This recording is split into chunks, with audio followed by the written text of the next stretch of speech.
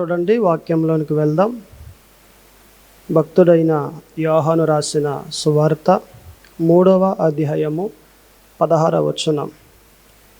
దేవుడు లోకమును ఎంతో ప్రేమించెను కాగా ఆయన తన అద్వితీయ కుమారునిగా పుట్టిన వానియందు విశ్వాసముంచు ప్రతివాడును నశింపక నిత్య జీవము పొందునట్లు ఆయనను అనుగ్రహించెను. ఈ మాట ప్రకారంగా మనము ప్రార్థన చేసుకుని వాక్యంలోనికి వెళ్దాం. వాక్య జ్ఞానం చేసుకోవచ్చు. ప్రతి ఒక్కరూ కూడా తలల వంచి ప్రార్థనలో ఏకీభించండి. ప్రార్థన. పరిశుద్ధుడా దేవా తండ్రి, ప్రభువా యేసు క్రీస్తు అయ్యా, ఇదిగో ప్రభువా, చదవబడిన వాక్యంలో నుండి మాతో మాట్లాడండి ప్రభువా.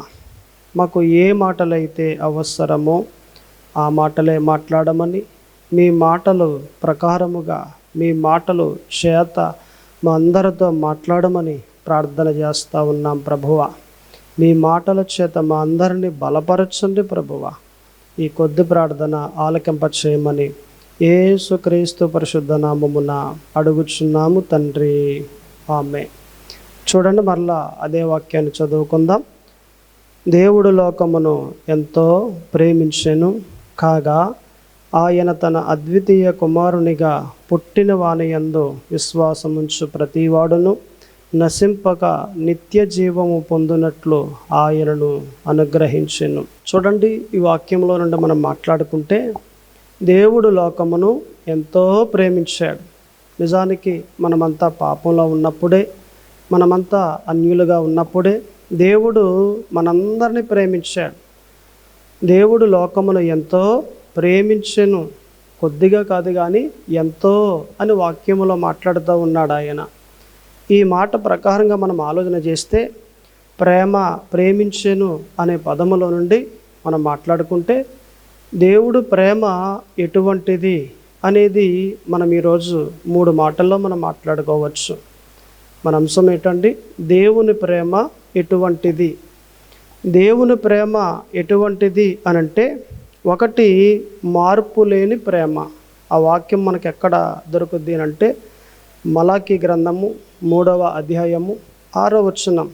యెహోవానైన నేను మార్పు లేని వాడను కనుక యాకోబు సంతతి వారైన మీరు లయము కాలేదు అని అక్కడ వ్రాయబడి ఉంది. ఇక్కడ మీరు గ్రహించినట్లయితే మార్పు లేనివాడను అని దేవుడే సాక్ష్యం ఇస్తూ ఉన్నారు.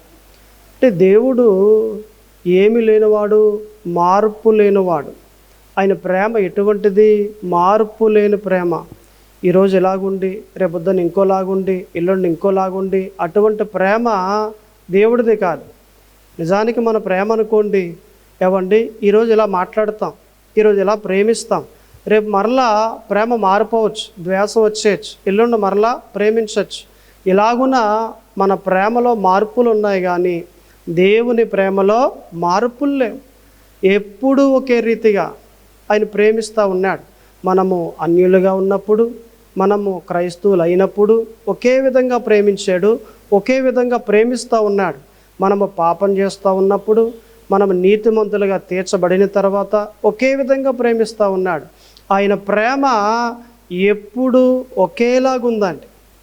చూడండి, మనం అనుకోండి, నిజానికి పేదవారు వచ్చారనుకోండి, వారిని ప్రేమించే ప్రేమ వేరేగా ఉంటుంది. చిన్నగా చూస్తాం, ఈడా ఇతడా ఇలాగున మనము చిన్న చూపు చూస్తాం మనం.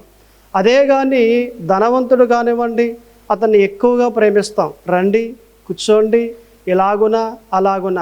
ఈ రెండిటికి వ్యత్యాసం మనం చూపిస్తాం కానీ మన ప్రేమలో తేడాలు కనిపిస్తాయి. కానీ దేవుని ప్రేమ అయితే పేదవాడిని ఎలాగును ప్రేమిస్తూ ఉన్నాడో ధనవంతుని కూడా అలాగునే ప్రేమిస్తూ ఉన్నాడు. ఆయన ప్రేమలో మార్పు లేదండి. అందుకే దేవుని వాక్యాలు మనం వింటూ ఉంటే మన జీవితం అంతా చాలా బాగుంటుంది. దేవుని వాక్యాలు వింటూ ఉండాలి, దేవుని వాక్యాలు చదువుతూ ఉండాలి. ఇలాగన ఎక్కువగా దేవునితో మనము సహవాసం చేస్తూ ఉంటే దేవుడు ఎలాగైతే ఉన్నాడో మనము కూడా అలాగునే మార్చబడతా ఉంటాం. ఆయన గుణములు మనలోనికి వస్తాయి, ఆయన లక్షణములు మనలోనికి వస్తాయి. ఇలాగున మనము కొన్నాళ్లకు యేసు ప్రభువారు ఏ స్థితిలో ఉన్నారో దేవుడు మనందరినీ అదే స్థితిలోనికి ఆయన మార్చువాడై ఉన్నాడు. మనం యేసులో ఉండి దేవునికి పిల్లలుగా ఉన్నాం మనం.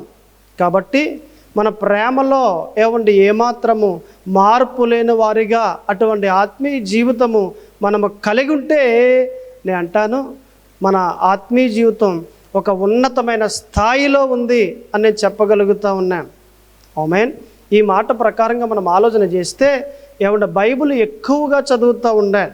ఒక రోజునండి ఒక స్కూల్కి వెళ్ళిన చిన్న పాప ఇంటికి స్కూల్ అయిపోయింది, దాదాపుగా 5-5:30 ఆ సమయాన్న ఇంటికి వచ్చిందండి.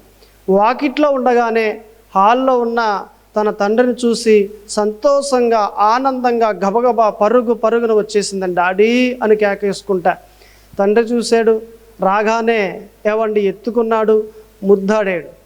ఈలోగా అమ్మాయి చేతిలో చిన్న బైబిల్ ఉంది, గట్టిగా ఉంటే ఒక అరిచెయ్యి అంత ఉంటుంది అది. దాన్ని చూడగానే ఒరే నీ చేతిలో ఉంది, ఏంటది బుక్ అది అని అన్నాడు. ఏమో డాడీ స్కూల్లో ఇచ్చారు, యేసు ప్రభువుకు సంబంధించిందట, అందరికీ ఇచ్చారు నాకే కాదు అని చెప్పింది. ఒరే ఆ దేవుడు మన దేవుడు కాదు, ఆ దేవుని మనం నమ్ముకోవట్లేదు, ఆ దేవుడికి సంబంధించిన ఏ బుక్ అయినా ఏ గ్రంథం అయినా అది మన దగ్గర ఉండడానికి వీల్లేదు అని కోపంతో తండ్రి ఇలాగున తీసుకుని గిరట కొట్టాడు. ఆ బైబిల్ ఒక బల్ల క్రిందకి వెళ్ళిపోయింది. దగ్గరికి వెళ్ళి చేయి పెట్టి లాగుతూ ఉంటే రావట్లేదు, అందట్లేదు. సర్లే నువ్వు అక్కడే ఉండాలి, అన్నిటికన్నా క్రింద భాగంలో ఉండాలి, నీ బ్రతుకు అంతే, నువ్వు అక్కడే, నీ ప్లేస్ అదే అనేసి ఆ బైబిల్ అలాగే ఆ బూజులో ఆ క్రింద మట్టున్న లేక బూడుదున్న ఆ ప్లేస్లో అలా వదిలేసాడు. రోజులు అయిపోతూ ఉన్నాయి, ఆ నెలలన్నీ కూడా గతించిపోతూ ఉన్నాయి. ఒక 5 లేక 6 నెలలకి తన వ్యాపారం దెబ్బతిన్నదండి. లాభాలు తక్కువగా రావటం, నష్టం ఎక్కువగా కలగటం, ఆ అప్పుల పాలు అయిపోవటం, ఇలాగ తన జీవితం ఒక సంవత్సరానికి మొత్తం అప్పుల పాలు అయిపోయాడండి. అప్పుల పాలు అయిపోతే మీరు గ్రహించండి, ఒక్కొక్కటి తీర్చలేక చేతులు ఎత్తేస్తే ఆ వీధిలో ఉన్నవారు, ఆ గ్రామంలో ఉన్నవారు, వీడు ఎలాగా తీర్చలేడరా, అన్నదానికన్నా ఎక్కువైపోయింది, వీడు ఆస్తులు చూస్తేనేమో 6 లేక 7 లక్షల రూపాయలు ఉంటాయి, వీడు అప్పు చూస్తేనేమో 15 లక్షలు అయిపోయింది, డబుల్ అయిపోయింది, కాబట్టి ఇతడు ఇక తీర్చలేడు, కాబట్టి ఎంత మట్టుకు వస్తే అంత మట్టుకే వసూలు చేసుకుందాం అని అనుకుంటా ఉన్నారు వీధిలో వారు మాట్లాడుకుంటా.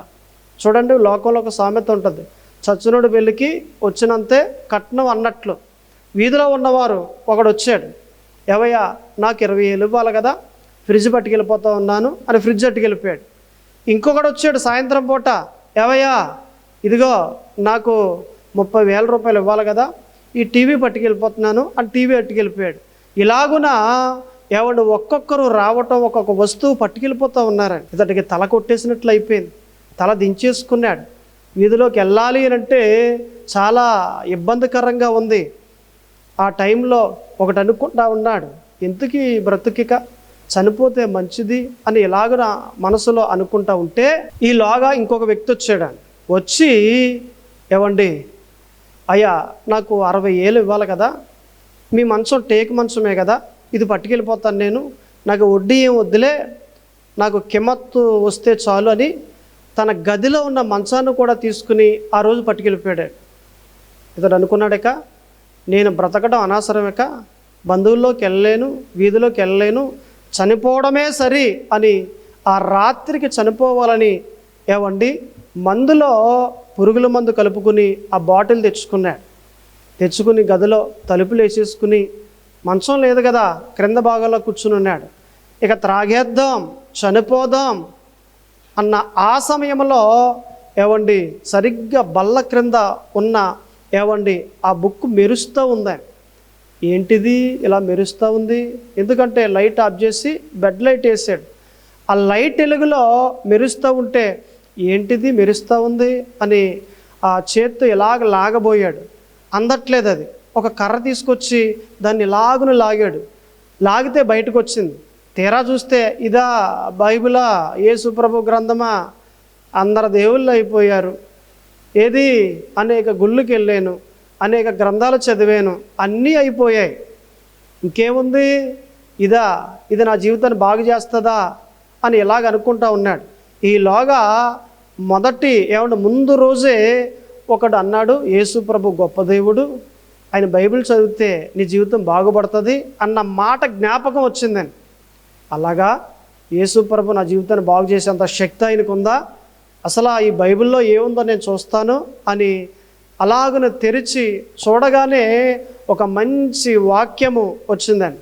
ఏంటది అనంటే, నిన్ను అప్పిచ్చే వ్యక్తిగా చేస్తాను కానీ అప్పు తీసుకునే వ్యక్తిగా చెయ్యను అన్న ఆ వాక్యం వచ్చిందండి. చదవగానే అరే, నేను బాకీల్లో ఉన్న సంగతి ఈయనకి ఎలా తెలుసు అంటే, ఈ గ్రంథంలో దేవుడు ఉన్నాడు కాబట్టే కదా నేను బాకీల్లో ఉన్న సంగతి ఆయనకి తెలిసి ఆయన గ్రంథంలో నుండి నాతో మాట్లాడుతూ ఉన్నాడు. అప్పులు చేసే వ్యక్తిగా కాదు కానీ అప్పులు ఇచ్చే వ్యక్తిగా చేస్తాను అని అంటా ఉన్నాడు కదా. నిజమే కదా. అయితే చూద్దాం, ఈరోజు నేను చనిపోను ప్రభువా, నిజంగా నీవు దేవుడివే అయితే, యేసు ప్రభు నువ్వు నిజంగా దేవుడివే అయితే నా బాకీలు తీర్చేసి ఒక ఉన్నతమైన స్థాయిలోకి తీసుకొస్తే నీతోటే నడుస్తాను, నీతోటే జీవిస్తాను. అయితే ఇదే మాట రేపు ఉదయం నేను ఆలయానికి వెళ్తాను, పాస్టర్ గారు నిలబడతారు కదా, ఆ వాక్యంలో నుండి నాతో మాట్లాడు అని అన్నాడు. ఓకే, ప్రార్థన చేశాడు. తెల్లవారు వాక్యం చదువుతూ ఉన్నాడు, లేచాడు, స్నానం చేశాడు, బట్టలు వేసుకున్నాడు, ఆలయానికి వెళ్ళాడు. పాటలు జరుగుతూ ఉన్నాయి, సాక్యాలు వచ్చాయి, సాక్యాలు కూడా చెబుతూ ఉన్నారు.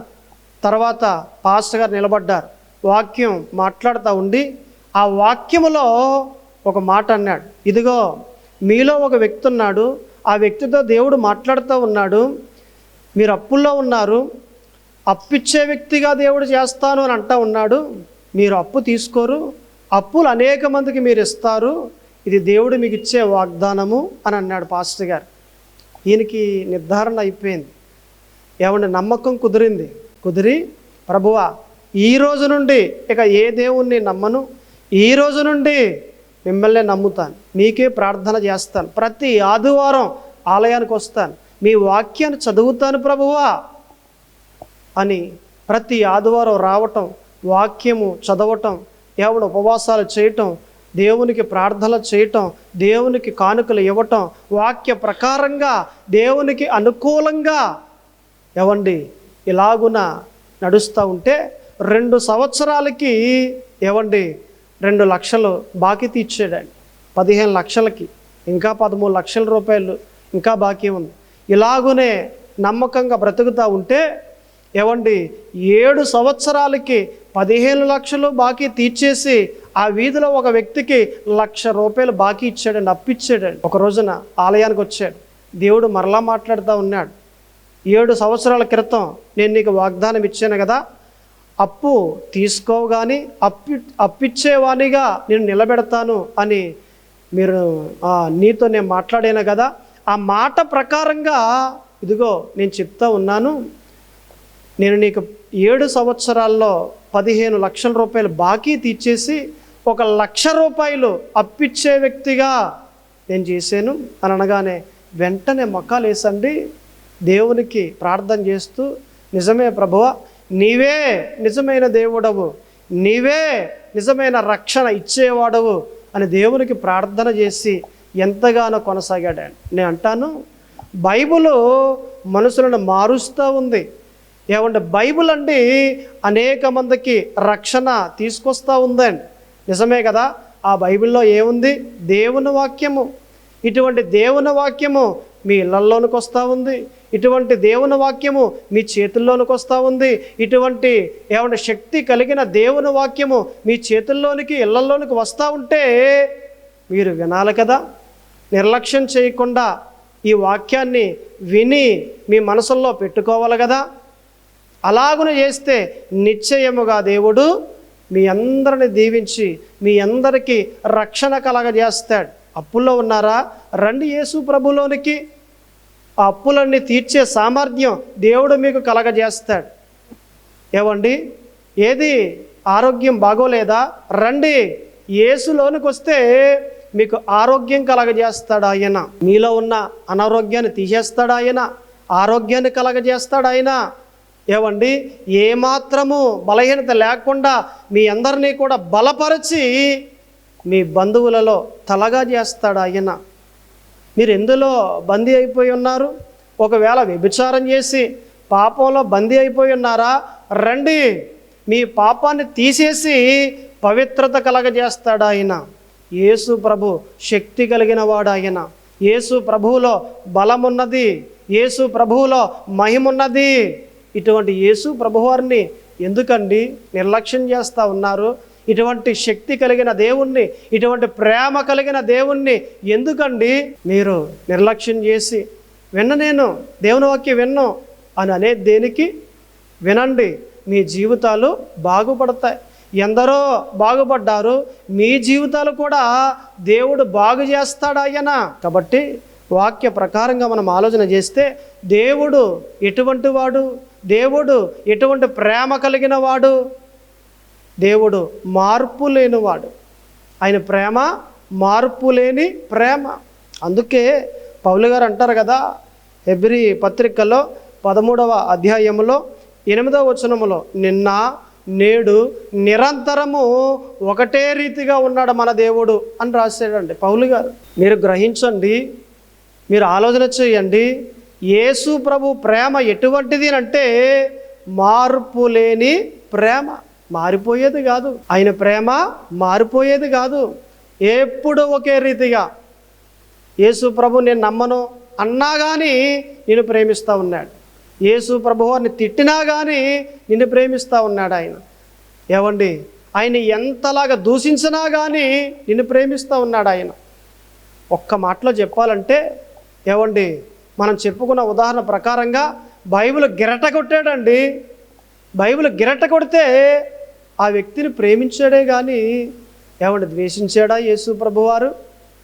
కాబట్టే యేసు ప్రభు ప్రేమ మార్పు లేనిది. కాబట్టి దయచేసి ప్రతి ఒక్కరూ కూడా మనం వినాలి దేవుని వాక్యాన్ని, అనేక మందికి పంచేవారిగా మనము ఉండాలి.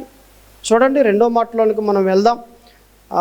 చూస్తే ఎక్కడ యెషయా గ్రంథములో 49వ అధ్యాయములో 15వ వచనం, స్త్రీ తన గర్భమున పుట్టిన బిడ్డను కరుణింపకుండా తన చంటి పిల్లను మరుచున వారైనా మరుచుదురు గాని నేను నిన్ను మరువను. అంటే 2వ మాట, దేవుని ప్రేమ ఎటువంటిది అంటే మరువలేని ప్రేమ, మర్చిపోయే ప్రేమ కాదది.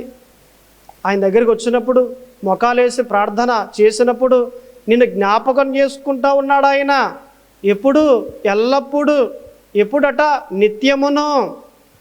వచ్చావు కదా, ప్రార్థన చేసావు కదా, వాక్యం విన్నావు కదా, సర్లే అని మర్చిపోయే దేవుడు కాదు ఆయన.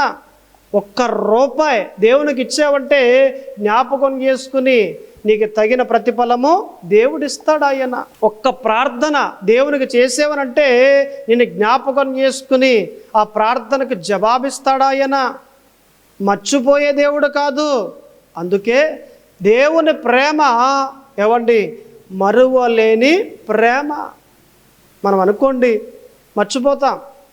వాక్య ప్రకారంగా ప్రవక్త అయిన యెషయా చెప్తున్న మాట ప్రకారంగా మనం ఆలోచన చేస్తే ఏవండి, ఆ స్త్రీ సొంత బిడ్డను మర్చిపోద్దేమో కానీ నేను మాత్రం మిమ్మును మరువను అంటున్నాడు దేవుడు ప్రవక్త ద్వారా. ఒక చిన్న ఉదాహరణ చెప్పుకుంటే నిజంగా మనకి బాగా అర్థమవుద్ది ఈ వాక్యం. ఒక ప్రాంతంలో ఒక స్త్రీ ఉంది. బాగా అక్కడ ఎలక్షన్కి డబ్బులు అవి బాగా పంచిపెట్టారు. ఏవండి, 5,000 రూపాయలు తన భర్తకు తనకు ఇద్దరికి వచ్చాయండి. ఈమె ఏవండి, నాకు చీరలు లేవు కదా, నేను బట్టల షాపుకి వెళ్ళి 5,000 పట్టుకుని వెళ్ళి కొనుక్కుంటాను అని అడిగింది. ఆయన అన్నాడు, సర్లే వెళ్ళు కొనుక్కో అని పంపించాడు.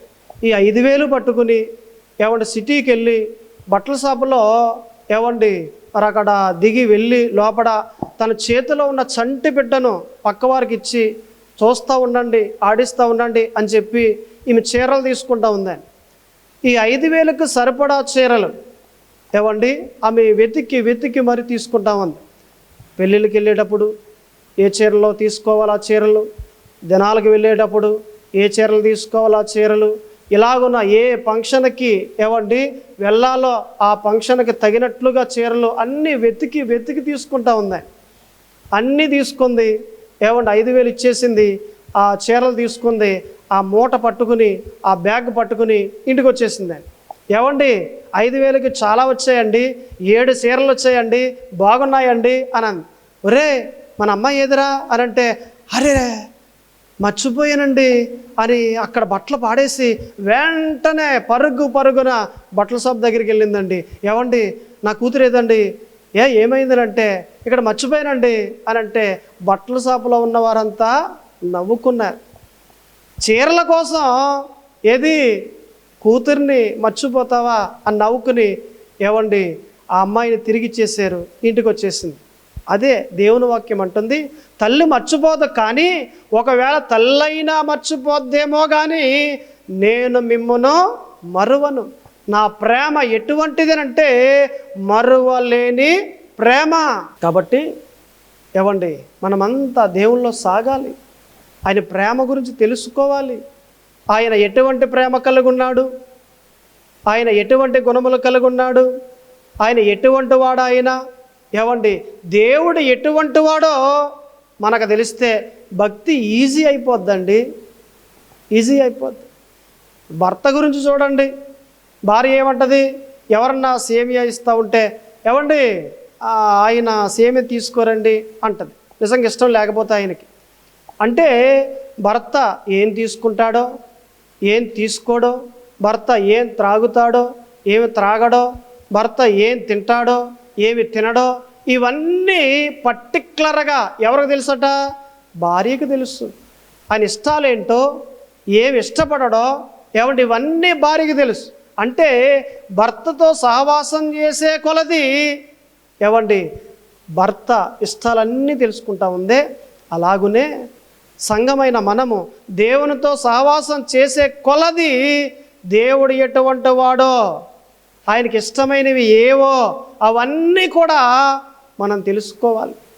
అందుకే ఈరోజు మనం 3 మాటలు మాట్లాడుకుంటా ఉన్నాం. దేవుని ప్రేమ ఎటువంటిది, అది 2వ మాట. ఏమాటది మనం మాట్లాడుకునే మాట, మరువలేని ప్రేమ. మొదటి మాట ఏమాట, మార్పు లేని ప్రేమ. 2వ మాట మరువలేని ప్రేమ. 3వ మాటలోకి వెళ్దాం చూడండి. ఇర్మియా గ్రంథము 31వ అధ్యాయము 3వ వచనం. శాశ్వతమైన ప్రేమతో నేను నిన్ను ప్రేమించుచున్నాను గనుక విడవక నీ ఎడల కృప చూపుచున్నాను. చూడండి ఇక్కడ ఒక పదం మనకు కనిపిస్తూ ఉంది. ఏ పదం అది? విడువక. అంటే దేవుని ప్రేమ ఎటువంటిది అంటే ఏవండి విడిచిపెట్టే ప్రేమ కానే కాదు. ఆయన ప్రేమ శాశ్వతమైన ప్రేమ. కొంతకాలం ఉండి కొంతకాలం ఎవడు వదిలేసే ప్రేమ కాదు, కానీ ఆయన ప్రేమ శాశ్వతమైన ప్రేమ. అందుకే ఏవండి మనము కూడా దేవుణ్ణి ఎలాగును ప్రేమించాలి, ఏవండి ఎల్లప్పుడూ నిత్యము ఏవండి ఆయన ప్రేమించేవారిగా మనము ఉండాలి. అంతేగాని అరే ఆలయానికి వచ్చానండి, మొక్కలు వేసానండి, ప్రార్థన చేశానండి, దేవుడు చేస్తాడు అనుకుని వచ్చాను కానీ దేవుడు చేయలేదండి నేను వెళ్ళిపోతున్నానండి అని ఆలయం మానేసేవారిగా కాదు. ఏదో వారం రోజులు ప్రార్థన చేసి జరిగితే వస్తానండి, జరగకపోతే రానండి, ఇటువంటి ప్రేమ నిజమైన ప్రేమ కాదు. ఇస్తే ఒకలాగున ఇవ్వకపోతే ఒకలాగున, ఇది మంచి ప్రేమ కాదు. భార్యలు చూడండి, ఈ నెల తేలేదే జీతం అంటే కుదరలేదు, మరి అలా ఖర్చు అయిపోయిందనంటే ఆ నెలంతా గొడవలే. ఒక్క మారు ఆలోచన చేయండి. ఇస్తే ప్రేమిస్తావా, ఇవ్వకపోతే ప్రేమించవా? నీ దేవుడు అలాగనే ప్రేమించాడా? నువ్వు మారిపోతేనే ప్రేమించాడా? మారకపోతే ప్రేమించలేదా ఆయన? నువ్వు దేవునికి దశంభాగం ఇస్తేనే ప్రేమించాడా? ఇవ్వకపోతే ప్రేమించలేదా? నువ్వు ఆలయానికి వస్తేనే ప్రేమించాడా? రాకపోతే ప్రేమించలేదా ఆయన? ఆయన ప్రేమ ఎలాగుంది? నీ ప్రేమ ఎలాగుంది? నీ ప్రేమ ఎలాగుందో ఒక్కసారి పరీక్షించుకో, ఒక్కసారి ఆలోచన చేయి. నీ ప్రేమ శాశ్వతమైన ప్రేమగా ఉందా? ఉండాలి. దేవుని ప్రేమ ఎటువంటిది అని అంటే మూడవది శాశ్వతమైన ప్రేమ. విడువక ఎప్పుడు ఎల్లప్పుడూ నిత్యము ఆయన ప్రేమిస్తానే ఉన్నాడు. కాబట్టి దయచేసి దేవుని ప్రేమ ఎటువంటిది అని అంటే మూడు మాటలు. ఆయన ప్రేమ ఏమండి, మార్పు లేని ప్రేమ, ఆయన ప్రేమ మరువని ప్రేమ, ఆయన ప్రేమ శాశ్వతమైన ప్రేమ. ఒక్కసారి గ్రహించండి, ఒక్కసారి మీరు ఆలోచన చేయండి. అడవిలో 2 జింకలు ప్రయాణం చేస్తూ ఉన్నాయి. ఆ 2 వేసవ కాలంలో ప్రయాణం చేస్తూ అలా ఉంటే ఈ రెండిటికి ఏమండి నీరు ఎక్కడ దొరకట్లేదండి. గొంతుకంతా రెండిటికి ఆరిపోయింది. అలా ప్రయాణం చేయగా ఒక చోట ఒక చిన్న గొయ్యి ఉంది. గట్టిగా ఉంటే ఒక గ్లాసుడు నీళ్ళు అందులో ఉంటాయండి. చూడగానే గబగబా పరుగున వచ్చేసాయి. 2 జింకలు వచ్చేసాయండి. భార్య జింక అంది, ఏమండి మీరు త్రాగండి అని అంది.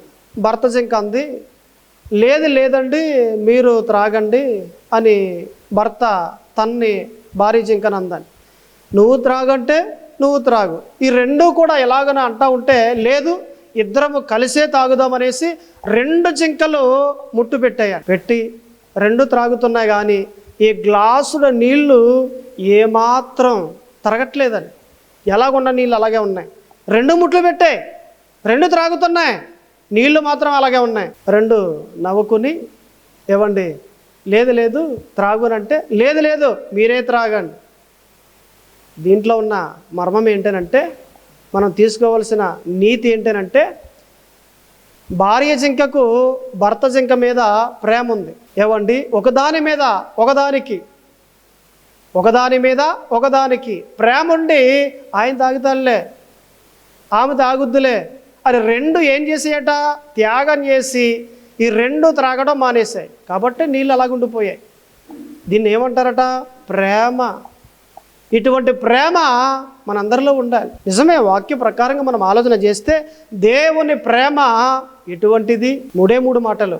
1 మార్పు లేని ప్రేమ, 2 మరువలేని ప్రేమ, 3 శాశ్వతమైన ప్రేమ. కళ్ళు మూసుకోండి, ప్రార్థన చేసుకోవచ్చు. దేవుడు మిమ్మల్ని దీవించునుగాక.